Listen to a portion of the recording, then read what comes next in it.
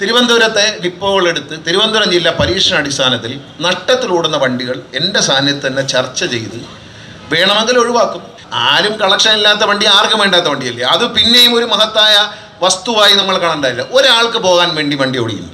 നമ്മുടെ ജീവനക്കാർ തന്നെ കത്തെഴുതി കൊടുക്കുന്നുണ്ട് ചില ബസ്സുകൾ ഓടിക്കണം, കാരണം വൈകിട്ട് അങ്ങ് പോയി ഇറങ്ങാനും അവരുടെ സൗകര്യത്തിനും. അതൊക്കെ നിർത്തി. ഇത് നിലനിൽക്കണമെങ്കിൽ ചില നല്ല നടപടികൾ ചെയ്യണം. അത് MLA-മാരെ വിഷമിപ്പിച്ചും പഞ്ചായത്ത് മെമ്പർമാരെ നാണം കെടുത്തിയും പൊതുപ്രവർത്തകരെ അപമാനിച്ചും ഒന്നുമല്ല നടത്താൻ പോകുന്നത്. അതൊക്കെ ഞാനും അനുഭവിച്ച. കാരണം തിരുവനന്തപുരത്തിരുന്നുകൊണ്ട് പറയും ഇത്ര രൂപയെ കുറവുള്ളതെല്ലാം വെട്ടിയരെ എന്ന് പറയും. ഒരൊറ്റ വെട്ടാ അതായത് ഡിപ്പോളി വെട്ടുന്ന ഓടി ആകെ അരാജകത്വം. അങ്ങനെ വെട്ടില്ല. ദൂരോട്ട് പോകുന്നൊരു വണ്ടി, ഇപ്പം കണ്ണൂരേക്ക് പോകുന്നൊരു വണ്ടി നഷ്ടമാണെന്ന് കണ്ടാൽ ആ വണ്ടി എവിടം വരെ കളക്ഷൻ ഉണ്ടെന്നോ, തലശ്ശേരി വരെ അല്ലെങ്കിൽ കോഴിക്കോട് വരെ കളക്ഷൻ ഉണ്ടെങ്കിൽ അവിടെ വെച്ച് വണ്ടി നിർത്തും. അത് മതി. അതിനപ്പുറത്തോട്ട് ഈ വണ്ടി ആവശ്യമില്ലാത്തതുകൊണ്ടല്ലേ ആരും കയറാത്തത്.